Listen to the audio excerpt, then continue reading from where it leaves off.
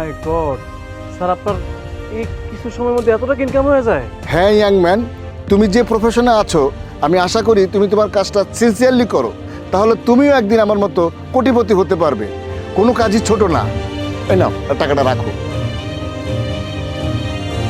Thank you sir. আচ্ছা শোনো, আমি তাহলে এখন যাচ্ছি, তুমি ততক্ষণে আমার গাড়ির কাজটা করে রাখবে। আপনি যান স্যার, কোনো টেনশনে নিয়েন না। আচ্ছা ঠিক আছে।